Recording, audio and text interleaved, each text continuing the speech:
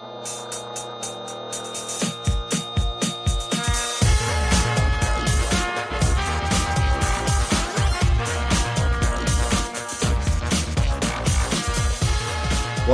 back, it's New Meta Podcast, episode 84. I am your host Dan, as always, joining me, Marco and Adam. We've had a patch, we've got a few more carry heroes to potentially talk about, although I always feel weird doing a full plan episode in the introduction when it's a patch, because I feel like we always just overrun and end up spending the entire time talking about the patch. We'll see about that. In the meantime, though, before we get to either the patch or carry heroes, Marco, how are you? How's your week been? Yellow, doing decent. I've had a pretty chill week.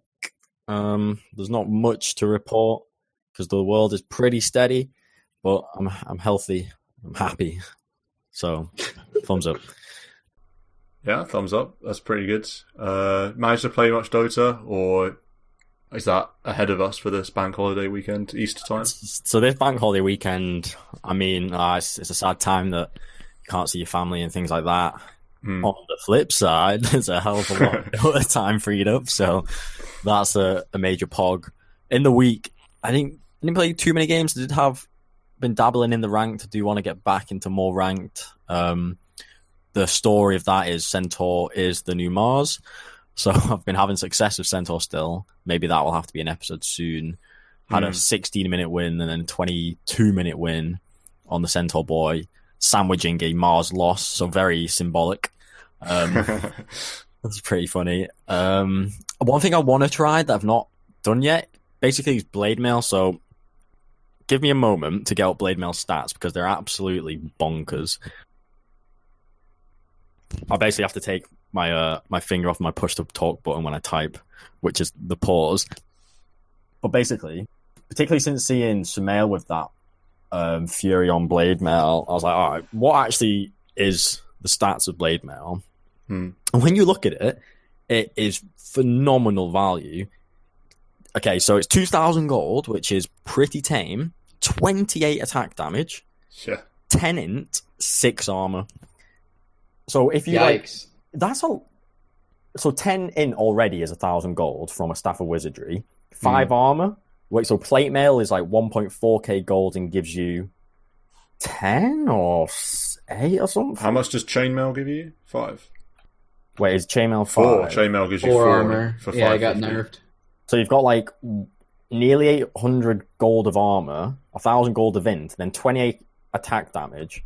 So a broadsword is the component you need, which is 1,000 gold to 16 attack damage. So that 16 becomes 28. So it's like 1.6k value of damage. You bundle them all together, and that's like a 3k, a bit over 3k value item just from the stats. And then you get the Blade Mail active, all together for £2,000, 2,000 gold. That is phenomenal value when you break it down. That's strong. So £2,000 sterling. Yeah, man. So the item on Centaur just as like an auto buy, about like back in the days when you got drums, not you don't care at all about the active. You just the stats are too much value. Oh yeah, like Centaur or Nature's Prophet. You said Centaur, but you mean Prophet? I don't mean I said Centaur just because. So you meant specifically you wanted to try Blade Mail on Prophet? Yes, but even more so on Queen of Pain. So I played a ranked where the quap went Blade Mail Orchid and was just blinking in and just right-clicking like a tank. And I was like, what the hell's going on? Click and see Blade Mail. It's giving quap 38 attack damage and 6 armor. If you get that item 12 minutes in the game, it costs, 10 minutes in the game, because it cost 2k. It was just a monster in the mid-game. Really impressed. So it really made me want to try Quap and to go Blade Mail first. Interesting. I haven't tried it yet because Quap got banned in the game I was going to do it. So I'll have to get back to you. Very interesting, very interesting. I'm sure the listeners will be eager to find out how that goes. Plenty of opportunities over the bank holiday. So yeah, I have been seeing this item more in streams as well. I've been watching a lot of streams in the week, and it is often picked up now on your likes of Fury and on Queen of Pain. And it's survived to this 7.25C, which means it's going to be strong for a couple of weeks at least, right? I mean, we're probably not going to see a 7.25D for a fair old while. Nah. You would have thought, but you never know these days. They're quite trigger happy with these updates now, so I don't know. But I mean, it's one of these really quiet ones. It's interesting looking at the change log. 7.23 armor goes up 1, and then something changes to the damage return. Whatever. Armor's up by 1 in 7.23. 7.24 damage is up by 6. And then it's just kind of forgotten about, and it has very few changes over its lifetime. But I feel like people have kind of just looked around and gone, wait, this is 2k gold. This is actually crazy good value for its stats. It got cheaper, right? 200 cheaper. Didn't they make the broadsword cost less? So it's got cheaper because of that. Yeah, 2,000 doesn't sound familiar, but 2.2 does. So maybe you're all right. Yeah, because they changed Battle Fury up and like Helm, and they made it cheaper, but it still goes in the blade mail. So okay, so it's this hidden buff, and it's now just ridiculous value. Yeah, blade mail's good when int heroes buy it. You know, they use and then it gets nerfed, and it's like only pseudo strength applications for the item. But then it's like, no, it's good when an int hero grabs it and they can just man up on somebody, and it's like I can't hit them because they have blade mail, but I also just can't stand here because they're hitting me for a lot of damage. Yeah. So what do I do? You could see it on a Void Spirit too. You can imagine it being decent on the hero. Yeah. Yeah, interesting shot. You could consider something like that instead of Yules, maybe, I don't know, because I know people got that Crystallis first item, and that seemed to be pretty strong. I can see Blade Mail being strong for the same reason. You know, cheap, gives you a lot of damage anyway, like similar-ish to a Crystallis. And mitigates you getting bursted. You already got the physical shield, so then you have the Blade Mail for magic. Yeah, you actually get more damage from a Blade Mail as a Void Spirit than you do from a Crystallis. 34 for Crystallis and 38 for Blade Mail. That's pretty impressive. I'm also obviously don't get the crit, but still. It is really funny how this item goes under the radar. Yeah. Adam, then, how have you been this week? Managed to get much dotes in? I've been getting some dotes in. Not a lot of ranked. Actually, the last 2 ranked games I've tried have ended up in people selling their items. So just kind of off of that right now. But one of my friends that had not played in like 21 months. Yes. Since like 2018, he's, I guess, got bored or wanted to start playing again. He's actually the guy that originally got me into Dota. So we've been playing. We played like 11 games together. It's been fun because like someone takes off about almost 2 years from the game. You know, like shrines were just coming into it when he stopped. And it's like, well, those don't exist anymore. But they went through a ton of changes. Outposts came and went. Talents were a thing, but like all GPM and XP talents are gone. Heroes have been reworked, new items, you know, neutral items, all sorts of cool changes. Oh, is this Rhyme? Rhyme? Yeah. I played a couple. Yeah, I was in there for a couple of them, and the couple that I was in there for, we were also joined by a duo stack that included someone from the Discord that shouted you out and was like, "Bro, is this real? Is this real? Come dine with me." Jay, my only contribution was to confirm that yes, it was really Adam. And then you carried the game. Yeah, that's true. Yeah, well, you had that TA game. TA. I mean, I followed up. I played 2 games actually, blinding performance because I knew there was a listener playing, so I was like, I really need to pull my weight here. So I just slap out the famous TA, the infamous TA, which is usually a free loss, obviously. I don't think you died. No, I've got the games up here. 15-9, but then I didn't. I played Pugner afterwards and didn't die. 15-0. What are you saying, mate? And see, I did the thing where I die like 5 times in lane, but then we just win. The Zai. You're on doing the Zai tree. 25 assists. Very strong. Also, this guy played support Death Prophet twice, which was actually surprisingly... No, he played it once, I think. Then 1 Death Prophet. Oh, then 1 core Death Prophet, yeah. It's hard to tell whether That He got Death Master Prophet was Tier good, off yeah. of those 2 games. Yeah, he did. Imagine being Master Tier on a hero and its Death Prophet. That's kind of remarkable. God, that level 25? Yeah. That's crazy. That's a lot of Death Prophet. A lot That of Death is a Prophet. lot of fucking boring games. Yeah. I've got other news. Just I feel like I need to get it out my brain, given I've been consuming so many streams recently. So I watch a lot of Crit, God Gamer. His his recent picks is most often Potem 4, and I believe he's brought Potem 4 back to the meta because back. Mizuchi Dan messaged me down in the depths of just like average Dota player that POS 4 Potem was back, and I'm like, okay, I know where that started. Crit's got like 60 Potem games in a week or something. Also, Ember Spirit 4, Crit was smashed. Oh, I played that. I played that Ember 4. It was so fun. Spirit Vessel, yeah. It looked pretty fun. He just gets... I guess maybe you can mix it up, but it seemed to be maxing your chains and your W the most. The W, that's what I did. Effective harassment. The chains is a hella long lockdown, albeit like a weak lockdown. Seemed pretty good fun. Damage output on your ult is there sometimes. That's an interesting one. It has potential, for sure. I had a lot of fun with it, even though I don't really play Ember. And it's actually a hero that can still abuse Boots of Travel, so that's cool.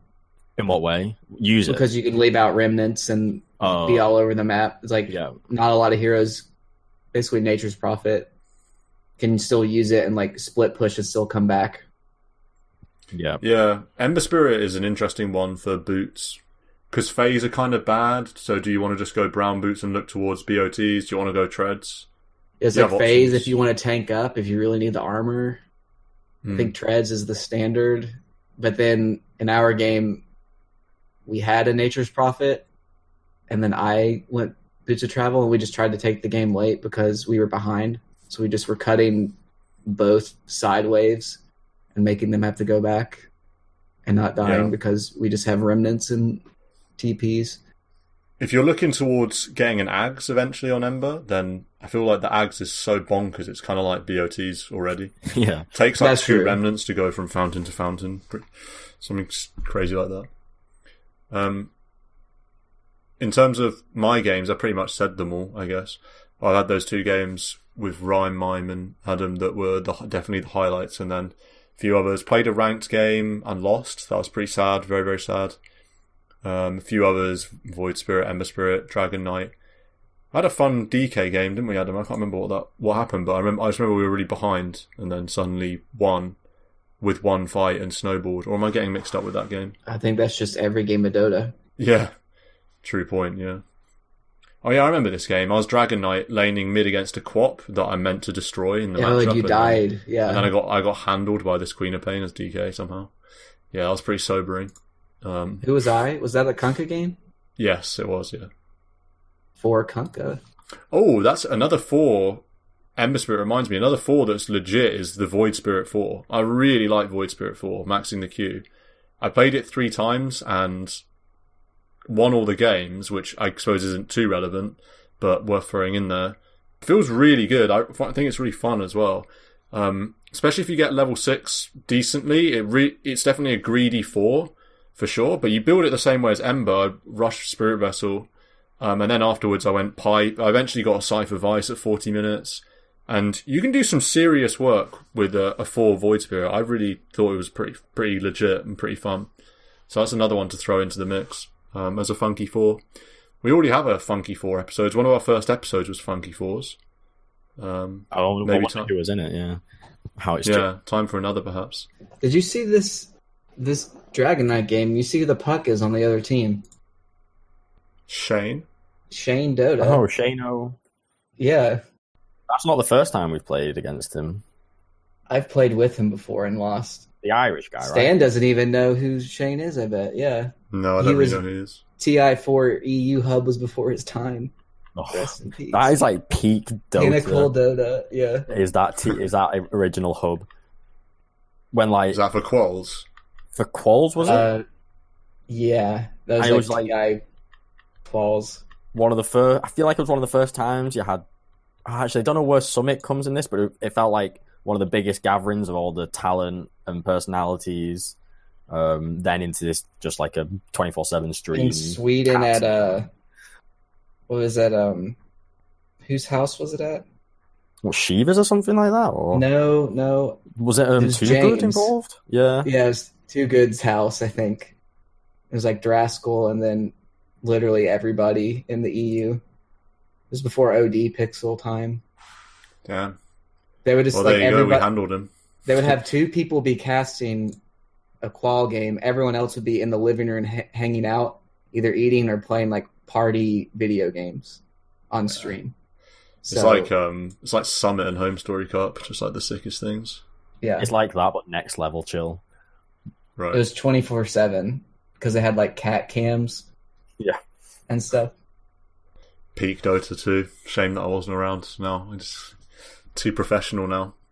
Yeah, But yeah, that's pretty much all I have to report. I had a one last thing. I had a game as Enigma where we won in 29 minutes, and I casted Black Hole one time, and it lasted 0.1 seconds, and we just stomped because Eidolons deal damage to towers, and I built auras, and the threat of the Black Hole was all that was needed. Yeah, playing Enigma in party queue is always the funniest thing. 'Cause it's like you pick Enigma because in your head you're imagining like a massive blink black hole Yeah. to like win the game. You get into the game and you're like, oh, what should I build? And everyone on the team's like, build Greaves. Just build Greaves. Just forget the dream. Like put the dream to one side of the blink black hole on blink BKB black hole on like 4 players. Just put that to one side. Farm a Helm Dom and a Greaves and just sit behind us. Try and waddle in and black hole one player, and that's about all you can hope for. Yeah, playing Enigma's Yep, I pretty tough. had Helm, Greaves, Pipe, and I randomed it. So I first random Enigma, and then they pick Keeper of the Light, Rubik, Venge as their first 3 picks. We're going to After that, stop like- those black holes. Yeah, and then they have like PL, I guess, isn't too great against the black hole, and then they have a SF that has blink Yules, so that's another way of canceling it. It's like, well, I'm not getting the black hole off this game, so all I can do is just not cast it and walk around. The new Lich, he's like the new age Lich, now that Lich has lost Sacrifice. Creating Eidolons is still Yep. the legit way of denying those range creeps. Pretty strong. Let's look at this patch then. 7.25C. Kind of an interesting patch, really. I just sort of wasn't really expecting them to change much at all.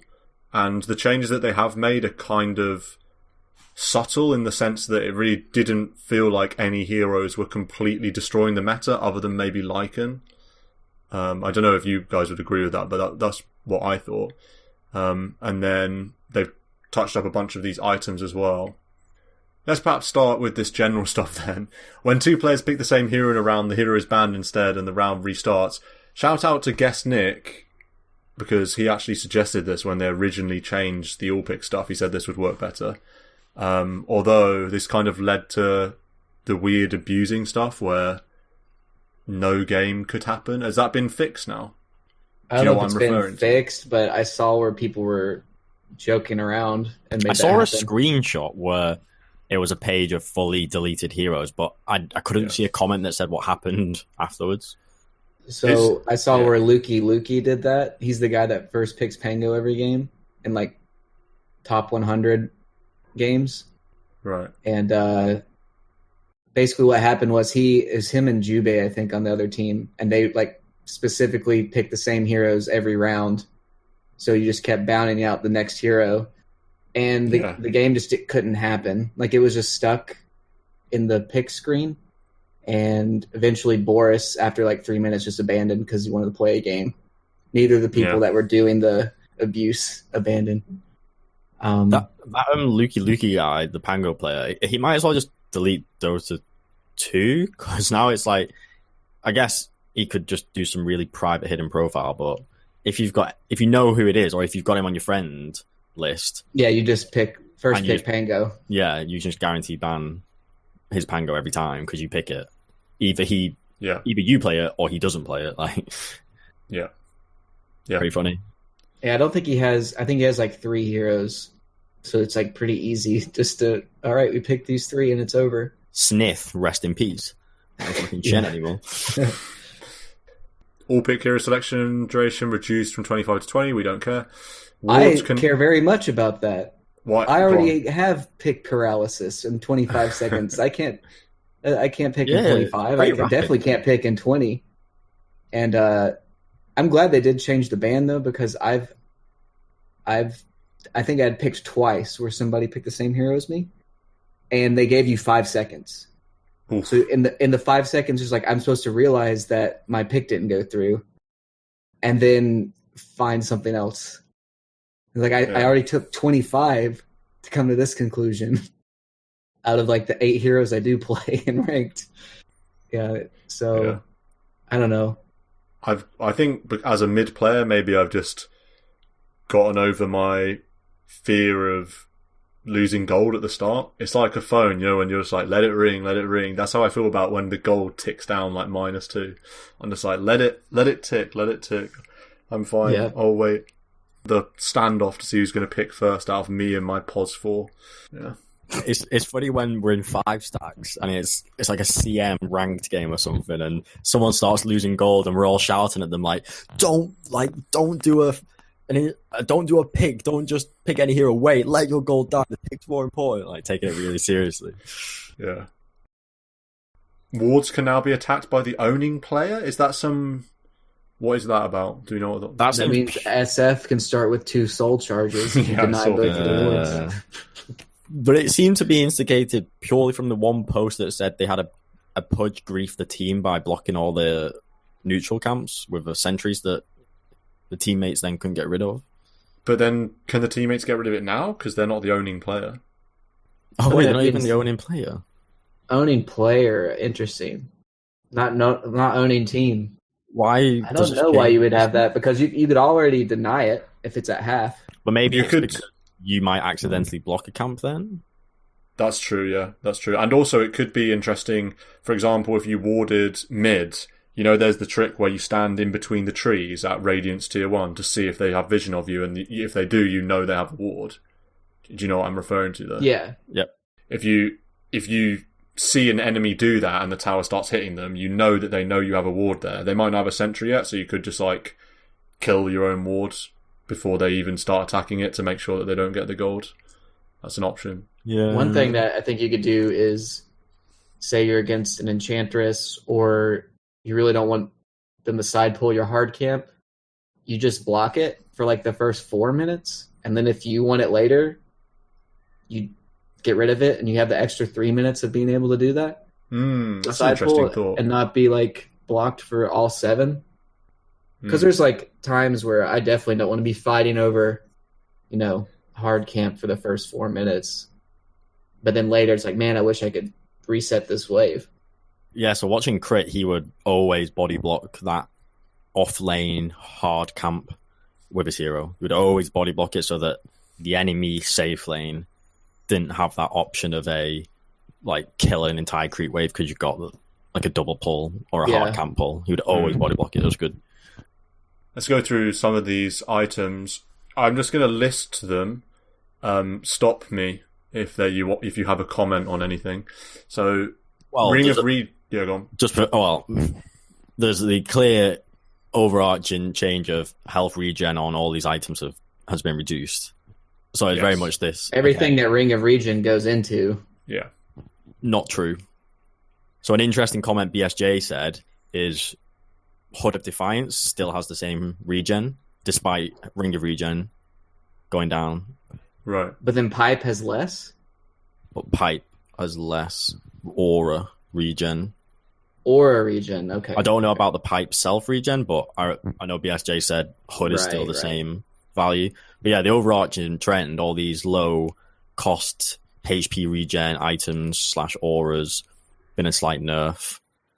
Some of them are hit harder than others. Like the headdress, 2.5 to 2, that's huge because... For such a cheap item.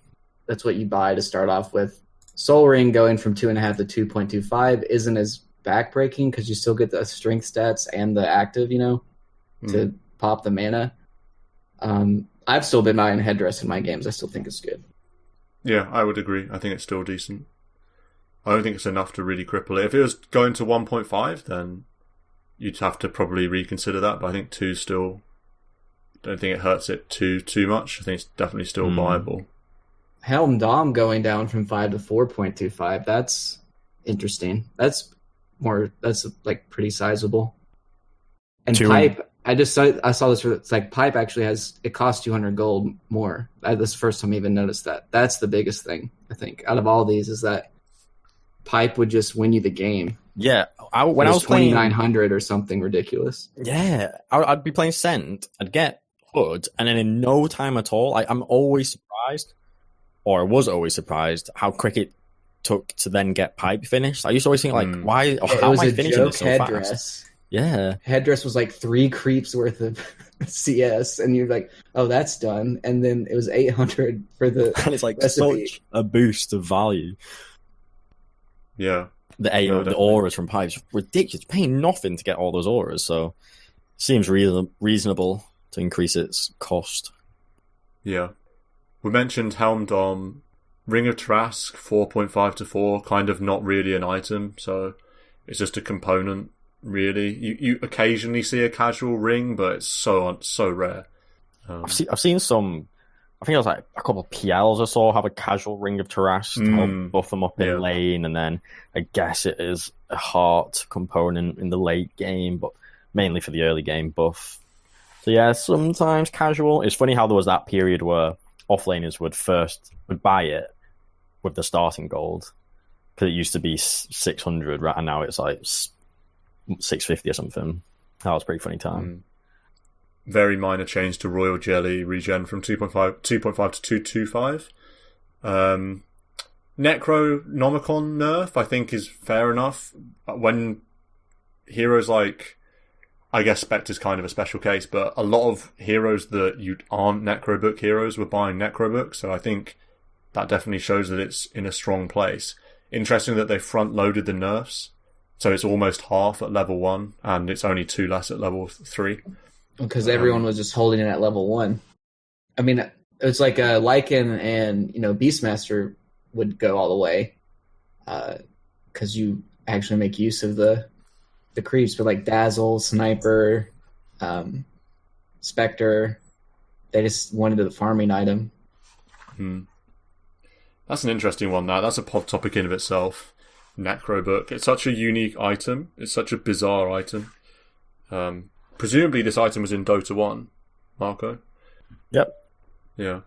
I guess pretty much all of them were. It's an interesting item. Vlad's recipe cost increased from 450 to 550. That's quite annoying for Vlad's. It's not an item that's dominating the meta. Although, would you say that before this patch, it was an item that you always wanted someone on your team to build? Or do you think that this nerf's justified, basically, is what I'm saying? I don't think it's every game you have to have a Vlad's, but I think most games fitted a Vlad's. It wasn't the most popular aura item, but it was always nice. I still think it's like, the item to go for on like a Vengeful Spirit or something like that. I mean, a lot of heroes are going to appreciate the Buckler Bazzi build up, and then if you've got some physical cores on your team, they are going to benefit. So it's got its place in most games. Helps with Roche as well a lot. Yeah, true. The Roche. Often heroes need of Vlads to Roche. Yeah, it's probably one of the most underappreciated doors that are opened by it. That it's like with a Vlads, we now can do Roche. Without the Vlads, we literally can't because you don't have the sustain. So I remember seeing first item Vlads. I think it was a Pango, for example, that got it. He gets it. Maybe it's a POS 4 Pango. Picks it up at, it was like 14 minutes, but the moment he picked it up, it opens the door for like the troll to go into Roche really early. So it's pretty cool. Yeah. And then that just leaves cost of Dust of Appearance, 90 gold to 80 gold, whatever. That's Heroes nice. Then, yeah, it's nice. It's fine. For supports. Yeah. TP tax got higher, so get a bit of a refund on Dust. Maybe your off lane or mid will buy it for once. Honestly, Maybe. Games are won and games are lost because people don't carry detection. Oh my god, it's insane. I've been watching so many streams, and honestly, like, there's 3 heroes on the teams, like the pos 2, 3, 4. All of them in critical games have got dust or on them, and then you go to a pub, and there's no one with a dust. And it's just not acceptable. Yeah, and just to put that into firmer context for people, it's like if you've got a null talisman or like a wraith band because you're a carry or mid or whatever, get it out of your inventory and get a dust in there if you need it. That's something that I've started to do from Marco shouting at me so many times for having my null or wraith band or whatever. Just like, even beyond that, you could go beyond that. If you've got like a staff of wizardry or something on your Yules build up, whatever it is, get a dust in there. It's like so important. It's literally a game-winning, game-deciding item. So yeah, like you go on the Lion who glimmers himself, doesn't die to your initiation, then gets off 2 disables and 1,000 damage nuke, and it's like you've now just lost the game. So yeah, I mean, if you get a kill from the dust, you get at least 3 times back your investment in gold. Yeah, and then you get the XP and the map control and like the MMR. Yeah, let's just be and clear the about MMR. this. This is what you get. Yeah. It was like, oh, I'm not going to get to my item fast enough. If I spend 80 gold, it's like that's 2 creeps. Yeah. If you have it when you need it, you just win. So buy it. Yeah, let's go to some of these heroes then. Beastmaster seems very good at the moment. I swear the slow on the boars, every game it gets higher. Every game I play, it feels like I'm being slowed more by these boars. They're so oppressive to deal with. I hate laning against Beastmaster. Call of the Wild Hawk no longer blocks neutral camps. I don't know how I feel about that. I quite liked that. I thought that was quite a fun thing, but... Doesn't make sense, though, because it's a flying unit, so... I don't know, whatever. You know what I mean? Lots of things in Dota don't make sense. It's like, I'm just thinking of the torrent stacking, how if you fly up the units Right. with the torrent, you'd get a stack. Yeah. But if you've got a flying courier, I feel like that blocks. No, it doesn't. Oh, it doesn't. You can't block with couriers.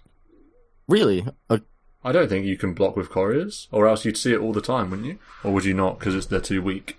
I think there might have been a time long ago when there was one courier you could, but I can't remember. I'm very unsure, because I know that I would think... Yeah, I don't think you block. can now. Interesting. It'd be madness now with 5 couriers. All the camps would be blocked. Yeah, next level that. So maybe not, but if it doesn't block, that is good consistency, because then it's like these flying unit stuff isn't blocking the camp respawn. Yeah. You mentioned the boar slow, and that reminded me how I played this in-house. Leicester University Esports Society, shout out to that. I was playing as Ursa, rogue pick, having to carry the team. I was against the Beastmaster off lane. I've got no like familiarity with Ursa, no familiarity with Beastmaster. I remember just like a couple times in the lane just thinking, what the hell is going on? Why is my hero getting pounded at like 100 movement speed? I've got these 2 boars just like nipping my ass. Honestly, couldn't believe how strong they were. But that game was incredibly fun, going crazy on Ursa. Maybe we'll speak about Ursa. I've got a couple of comments to make. Yeah. But yeah, Beastmaster seems to be very popular. Well, I still think Beastmaster is great. I feel like there was a time when his board damage was absurd. This is not the first time the board damage has been nerfed on that talent, but I digress. Yeah, screw the boars. I'm so done with the boars. I'm kind of bored. Marco, Centaur Warrunner, retaliate attack damage per charge reduced from 6 scaling up to 12%. Now it's 4 scaling up to 10%. How do you feel this affects Centaur, do you think? It's a decent nerf, honestly. If you think about like a 33% less damage buff from your retaliate stacks at level 1, and then even at level 3, 10 goes to 8. That's like 20%. So the effective damage reduction you're going to get is quite sizable. And so it is it's obvious outright slap nerf, but I do think it's quite a strong one. Definitely just makes the guy weaker. It's retaliate that really makes his hero so dominant in the lane.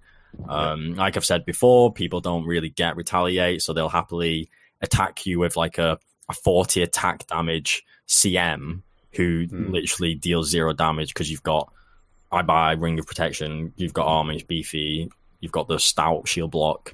You don't do any damage. I've now got a Retaliate stack. That's like I need to do the maths on how much damage each stack of Retaliate equals, but you just know once you build up, say, 10 or 12, because the enemy's been feeding you right clicks, once you unlock it, you're slapping for like 100 plus in like 3 minutes, 4 minutes of the game. You just crush a lane. So really, yeah, Retaliate is what makes this hero a lane crusher. So it's pretty reliable nerf, pretty sad nerf. Yeah, fair enough. But the big part of Retaliate was the damage you get from popping the active. Yeah, that's what I mean. So that's still all there. Is it? This is what's being reduced, right? The attack. Oh, sorry, I misunderstood. So the I attack misunderstood. damage. The return damage is the same. Yeah. Okay. Yeah. Well, so at max, you go from you'll be getting 130% attack damage now instead of what's 13 times 12. Yikes! That's a tough one. Yeah. So that's a good 25% nerf. So 156% attack damage buff is now 120%. 130. No, 120. It's now. Yeah. No, I think you're right. 130. Is it 13? No, 130. Yeah, it's 13. Yeah, it's 13 stacks 13, for 10%. Yeah. So that's like 26%. But it's not even the late game. I mean, this is like when this is really crazy is level 1 and 3. That's when you're like, what the hell? This guy's bopping me so hard. Yeah, you really feel it the most in the laning phase. Like, I'm always a bit surprised later in the game when I'm like, I've got 13 stacks and I'm going to slap someone. And it's like, actually, it's not that noticeable. But it's also because relative to the laning phase, when you slap someone and they lose 25% of their HP, you're like, wow, this is real strong. So, it is a smart nerf, really, but pretty sad at the same time. Yeah, and like we said before, we'll hopefully maybe touch on Centaur in more detail perhaps next episode. We'll see about that. But Clockwork, strength gain reduced from 3.7 to 3.5. Quite minor. Interesting that they would think to nerf Clock. This proves Ice Frog is monitoring our WhatsApp, because I am gearing up for this POS 1 Aghanim's Clock, ready to do some bopping right clicks, and I get a strength gain nerf. Like, come on. I'm so upset with that hero as a 4. He just waddles at me, and he's got like 1,100 health at level 2. Yeah. Not level 2, but like level 3 or 5. Give him a break when he has. Yeah, and it's like, you can't do anything. He just walks up. He's faster than you because he starts boots, because he doesn't need any starting items because he's already so tanky. And then he just cogses you, and you're dead. And he can just tank the tower for days. Spells don't do anything. To be honest, I'm surprised he's not more common. He's like, with that Q change, though, you just run at someone and press Q. Most supports are going to have a real rough time, I feel, if a clock's on the face. There was a time when he was my ban because I couldn't stand it. I couldn't stand it. He's not that unpopular. I mean, 52.7% win rate, 12% pick rate. This is in Divine Plus. Yeah, it's quite respectable. So he's in a decent place. Yeah, I suppose it's slight surprising he's not picked up more. Looking down, then we've got Death Prophet, which our friend is now a master tier. So commiserations to you if you're listening, Jay. I think sorry that your master tier hero has now been nerfed, but base damage reduced by 2. Spirit Siphon Mana Crossed increased from 70 to 80. And Exorcism Scepter damage multiplier reduced from 1.75 to 1.5. Not entirely sure about that Exorcism Scepter change. Do we know what that means? I didn't even realize that it gave a multiplier to begin with, because I don't play that hero really. Yeah, so the AGS means that whenever you damage or silence anyone by any means other than Exorcism itself, a little Exorcism ghost hits them and comes back and heals you. So that's part of it. So is this another element of that? The damage from Exorcism is multiplied, so you're now doing 1.5 times more damage than you do with normal Exorcism. Is that correct? Do we know? Do I need to Google this? So we know, as we know, the Ags, hit someone with a spell or right click, they get hit by a Exorcist slap. That Exorcist slap seems to do, or used to do, 1.5 times a normal Exorcist slap. Okay. And so that slap is now a bit less. Okay. Thanks for clearing that up. That's what it suggests from this tooltip. But not like you popping exorcism. Not all those ghosts weren't dealing 1.75. No. Okay. Okay. That seems minor then. Yeah, 0.25 isn't much. Like if it was on all your ghosts during your ult, no, that'd be a lot of damage. Yeah, so it's just a strict Mitigation. nerf to Ags, which is kind of the Spirit Siphon mana cost really isn't significant, and the base damage too. So I know that I've pointed out. I've been watching a lot of Koifer playing in the mid, and he's like, this Death Prophet here is a joke because its base damage is already so crazy high, really long attack range and whatnot. A base damage reduction by 2 isn't that much, and I feel like the Siphon mana cost is not.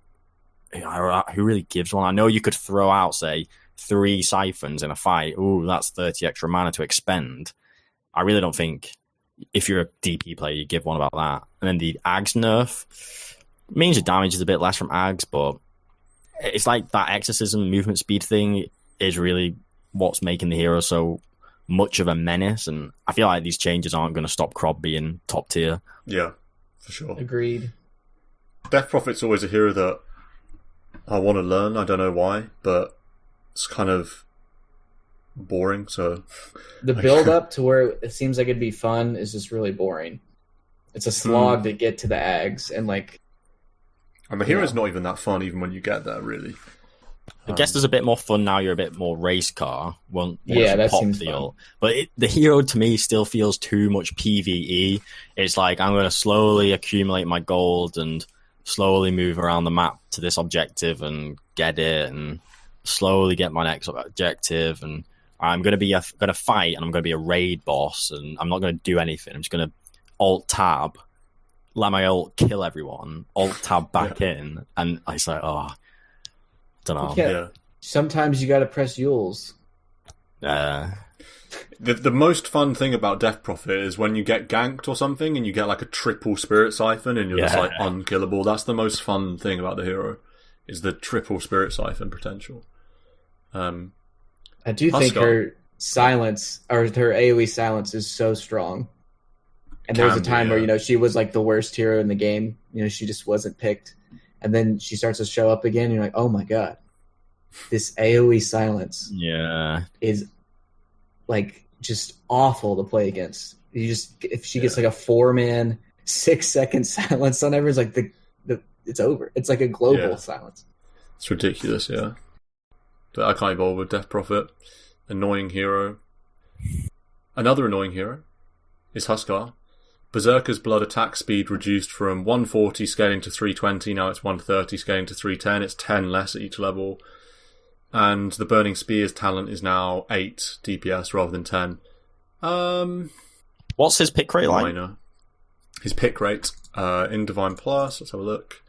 So there we are, Huskar, 8% with a 53.3% win rate, so a strong win rate. 8% pick rate is not too high. It's less than other heroes up there like Razor and Lone Druid and Meepo. Sorry, it's more than those heroes. It's more than Lone Druid and Meepo and Brood. So it's the most picked of the classic cheese heroes. Still only 8% though. It's not a lot. Yeah, I've never been a fan of Huskar playing it or being against it or playing with it. It's just a bit of a... I'm surprised you wouldn't find Huskar fun to play. He's a bit of like a fun, fuck myself up with a armlet. Honestly. Fair enough. I like seeing Huskar in pro games. I don't know why. I don't know why that is, but I just do.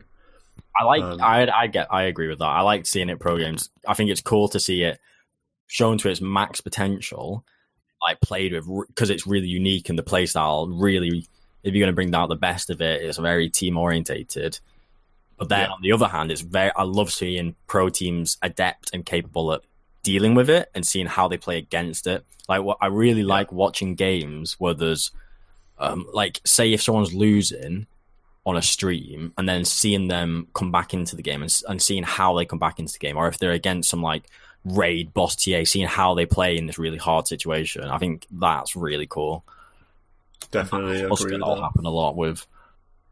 So let's go to Keeper of the Light. Chakra Magic cooldown reduction. It's 1 second more at each level. And the 20 talent reduced from 250 Will-O-Wisp AoE to 200. That's quite annoying. Chakra Magic buff, right? The cooldown reduction. Oh, sorry. So you apply a cooldown reduction to a ally. Oh, yeah. Okay. And now it's less of a cooldown reduction. Yeah, Kotal was coming out quite a lot, I felt. Getting these synergies with your bristlebacks, or there's another hero that I see it a lot with. I can't remember. I feel like it synergizes with a lot of heroes, and there's a lot of hate for Kotal. I don't know why. Keeper is the best support. Yeah, I mean Bane's got the highest win rate, but Keeper just enables so much on your team, and like so little investment for your hero to have an insane team fight ultimate. But the game cycles back around to, this 5, like, Warlock, when he comes back around, it's like, he doesn't have to have anything, and then he just drops the golem. The same with Keeper. But in this stage, like, your abilities are so much better than Warlock's. Like, all of them. You have, like, a 70% blind at level 1, and then you can pick so many heroes as a combo that just make use of their mana, because you're just like, you don't have to worry about any mana whatsoever. You just get to go. Ursa, Bristleback, Sven, like, I don't know. Just spam stun, spam. I mean, the classic is Bristle. That's just obnoxious. The value, or just the inherent strength of every one of his spells is real high. The value you can get off, like you say, the mana and the cooldown reduction you give to someone else to then just use a level 4 spell straight away, say, incredible value in a fight. Then the blinding light, the mischance already itself is crazy strong, but the repositioning aspect, like defensively, offensively, pushing people closer or pushing them away, that's honestly bonkers how strong that is. And then the Q, the least crazy good spell out of the set, but still can do a lot of damage. Whatever. And then the ult, fat motherfucker ult. Yeah. Someone, I think it was Seb, was on NoTel stream, and he was like, Kotal ult plus Pit Lord's Pit of Malice, and you could have perma disabled enemy team for like 7 seconds. So if you time it right. Yeah. Man, Warlock. What's happened to this Warlock hero? I feel like I literally haven't seen Warlock in a game of Dota for months and months and months. Yeah. Man, just think of between the two heroes, Warlock and Kotal. Kotal's got all this sick stuff, and the Warlock's like, I heal you over time. And that's all I do in lane. I just shadow word you over and over. We don't need a healer in the lane anymore because we have all these HP regen items. So meta. Outclassed by headdress. You have couriers on 24/7 uptime, so you don't need a support for regen. So he really doesn't have a place in the lane. Yeah. What will happen is, they'll buff Shadow Word so that its like offensive potential is so ridiculous that he comes back into the meta or something, or like Fatal Bonds will get even more stupid or something. I don't know. Lycan shapeshift cooldown increased. Quite a sizable nerf here. It's 15 seconds extra at all levels. This hero, as we talked about in last episode when we talked about carries, shapeshift is everything for Lycan. So this is a really painful nerf for the hero, really, I would have thought. Having said that, his win rate's still going to be stupidly high. But this one still hurts for sure, right? 15 seconds, that's just 15 seconds of dead time now added to the hero every time he pops his ult. Yeah. Good to see. It is very good to see. Oh my goodness, his win rate. Jesus. On Dota Buff, his win rate's gone from... Actually, this is deceptive because this is the win rate across all brackets. So it's gone from 53.5% to now 50%. But it's much higher in Divine Plus, so how much you read into that, I don't know. That's the mean win rate across all levels, but we'll see how the Divine Plus win rate is adjusted with this nerf, but it's definitely going to chunk a few percentages off that, I would have thought. Let's go to Meepo then. Base agility reduced from 24 to 17. Base damage and armor unchanged. And the ult is now going to be on level 4 and level 11 rather than level 3 and level 10. Perhaps the biggest nerf of the patch then, this ult change. And obviously the agility hurts as well, but having your ult at 4 instead of 3 and then at 11 instead of 10, that's so painful for this hero. So painful. Did Meepo deserve this? Is this justified? Yes. I was Post-ransack Meepo, yes. This kind of kills him though, right? I mean, I was going to say, what has Meepo's win rate been like in recent times? It's been very strong in recent times. It's always strong because it's like a hero of boosters and like stuff like that. But the nerf damage has been hard felt. So it was 57.6, which is crazy high. This is across all brackets. So it was 57.6, and then dropping to where it is now, which is 52.8. So that's a minus 5% drop in win rate. Very painful. I mean, this hero is, as a Meepo player, this hero is completely enabled by the level 3 and the level 10. And at what time you get level 10 is so critical for your like item progression, obviously your level progression. And level 11 is, having 2 Meepos, having to wait another level before you get that third one. Oof, it's kind of grim. Because oftentimes you will be pressured around. That's the kind of time where the laning stage can break down and you can see roamers and a bit of more team up play and your jungle being invaded. You get hunted a bit and you don't really have the chance to fight back until you have 3 Meepos. Your offensive potential is like really, really weak. When you get that third Meepo, you can start blowing up heroes like pretty easily because you got triple net, triple poof, all that. And around that time is when your first item comes in, whether it's E-Blade. E-Blade's a bit later than level 10, but certainly Blink can come around that time if you want to go down that route. So that extra level is extremely painful. And, of course, that extra level is going to be delayed even further by the fact that you only got your second Meepo at level 4. So It's like a double whammy. It's really, really very painful for Meepo. And 1 less armor and 7 less attack speed. It says armor unchanged? Yeah, base damage and armor unchanged. Wait, base damage. Why would you reduce it by 7 and not? So it's like you say. Basically, you gave him an extra armor. Well, you get 7 less attack speed then. No, yeah. So the only change is attack speed. Yeah. Well, I'm fine with that. Yes. Yeah. It's kind of weird. So it's just saying we're making Meepo's attack speed like 7 at AG less. I don't know what that corresponds to. Yes. It's not too much attack speed, but yeah, bit of an attack speed. No, it's 7. You get 1 attack speed. Oh, is it 1? Okay. Agi, yeah. So, I guess that makes E-Blade a little less. Good later. I mean, I think it's just for the attack speed in lane. Yeah. But I was thinking it was armor too, because that would have been a big nerf. Because like going from level 1 to level 4 with like less armor, you're just getting, destroyed. Yes, on the armor point, BSJ did a good little tutorial on the LA Major Strim.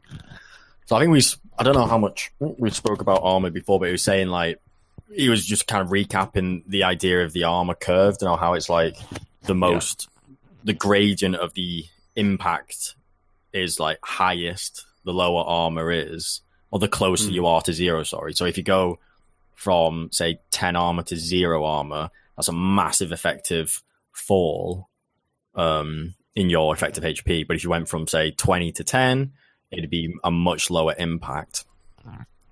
So if you go from say 50 to 40 armor, the effective damage output you get on a hero is way less than the gain you get from going 10 to 0. And then so basically he was saying, in this pro game they had an enemy DK who had like ridiculous amount of armor, and I think he might have been criticizing either it was either criticizing one of the teams or just one of the panel members, like Grant or something, by saying the way you deal with this hero is to not try and reduce their armor from 50 lower, because of that idea that 50 to 40 means jack shit compared to, say, 10 to 0. You deal with this DK with a shit ton of armor by magic. I think he might have been criticizing the draft, maybe. So yeah, it was just an interesting recap, an interesting point. I know a lot of people might know it, but it's also, armor's one of those kind of like weird ones you don't really know exactly. So it's kind of cool to hear like high level insight about it. Another point on Meepo quickly before we move on is there's a lot of lane matchups in which you're at a disadvantage, where you're basically waiting to get level 3 to then poof waves out, take a lot of damage on a Meepo to clear a wave and then go back to base, poof it back. All this stuff you can do. Now, in matchups where you're behind, say versus a Razor, say versus a Huskar, say versus a Monkey King, etc., waiting for level 4, that's another 2-3 waves where you're just getting completely crushed and you're just soaking denied XP while the enemy hero free farms. So I think changing the second Meepo to level 4 means that these lane counters are now almost unplayable. So that's another aspect to the nerf. It becomes a lot harder to just wait until the second Meepo. Now you're waiting an extra level. So PL base agility reduced by 3, very minor. I guess 3 less damage. That's the main thing, right? 3 less damage in the lane doesn't really mean much. Yeah. Phoenix, Fire Spirit's damage reduced from 20, 40, 60, 80 to 15, 35, 55, 75, so 5 less. And also the 15 talent from plus 40 Fire Spirit's DPS to plus 35. I like this change because Fire Spirits are really high damage and it's annoying and it always surprises me how much damage they do. Especially with the Veil and everything gets amped. The spell damage talent, I think, as well. Yeah, that's nasty. And then finally, rounding off the patches, Snap Fire, Cookie, damage reduced from 90 scaling to 300, now it's 70 scaling to 280, so 20 less at each level. Fine, not that important really, considering why you use this ability. And then Wraith King, base damage reduced by 2, Mortal Strike skeleton duration reduced from 90 seconds to 60. That's the big one, is because you would pop the skeletons, and they would self-sustain they would take out the whole jungle on a creep wave, and then you would pop it again, and you would still have the originals. And they would just keep going. And now that can't happen. That's Hector's Radiance. Hector's Radiance is like a minute later now. Yeah. It's now getting it at 10 minutes rather than 9 minutes. Yeah. That's just a farming nerf, mainly, right? And an annoying, why is there skeletons taking our rats when we took our eye off them for like 2 seconds? Quite annoying for Wraith King, but I think Wraith King's still strong. His win rate's still good, so wouldn't worry too much. Any final thoughts on this patch? Any specific changes or comments on the direction or anything that we have? I was sad for you about Meepo, but I was happy to see it. And overall, I mean, it's not like there was that much stuff. All the item changes are based around region, which I think was pretty strong. Yeah. So I wonder if anything will change. And I don't know if it's been touched up enough to make a big enough change. It's like we said, Warlock has been outclassed by a 375 gold item. And I don't think he's any better. I think he's just as unpickable now as he was before. But I am happy to see Vlad's and Pipe gold nerfs, because it's like we also said earlier, or at least experience with all my games, is they're over at 20 minutes because everyone's got aura items. It's whoever won the laning stage takes the towers and has the aura items and then swarms you, and you just lose. You might not lose at 20 minutes, but it's over at 20 minutes, and then you lose at 30 minutes. So if you can kind of nerf or like lengthen the amount of time it takes to get to the ore items, maybe we can have some games that go to 30 minutes. So I like that. I think Pipe was super strong, so I'm glad to see it over 3,000 gold. Yeah. On the Meepo changes, do you ever get it when one of your heroes gets like brutally nerfed and you're like scared to play it because it's now so much worse? That's how I feel about Meepo. I'm like scared to play it now that the ult's at 4. Like I don't know how I'm going to deal with that, so I don't really want to touch it. I'm like nervous to touch it now. Eventually, I've never really played with a hero like that. I feel like Meepo's about the only one. Meepo and Invoker are the only ones that ever get their ults like drastically changed like that, with the levels and stuff, how they interact. Yeah, definitely. I mean, it's a weird one. You never played when it was originally like level 6, right? Meepo? No, wait, Meepo used to be level 6 for the second Meepo. That's crazy. I feel like that was a thing. Marco, do you remember that? Like way back when? That sounds kind of familiar. Like the original it was his level ult, 6? So it was his ultimate that gave him extra Meepos, so you had to wait till 6. What is Meepo's ultimate ability then in Dota 2? Does he have an ultimate ability? Like, what does he skill? Divided we stand. But it's just that's considered his ult. It's considered his ult. It's just that you can get it at whatever the 3. 4 now. Well, yeah, it's been level 3 the whole time I've played, and now it's level 4. Feels bad.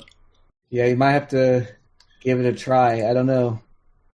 My heroes usually don't get drastically killed. They just like fall out of favor. It's like Crystal Maiden and Lich and stuff like that. They never get like destroyed. It's just like, oh, this isn't the flavor of the year. Well, Lich didn't get destroyed, but he got changed heavily. He just didn't. He was just still strong. Yeah, rework, not reworked. Yeah, not nerf hammered. To be fair though, I think I went 0-7 my first 7 Lich games with the new abilities. Yeah, I was like, I would play against it and I would get destroyed, and then I would try like I don't get it anymore. What do you mean I can't just eat the range creep every wave and just win? Yeah. Man, I remember the mid-lich, the Adam mid-lich. Those were the days. That was the real peak party Dota experience, was getting the mid-lich. I loved that, just being level 12 and your opponent's level 8. And it's not not really because you killed them, it's because you ate every range creep. Yeah. That was always so fun.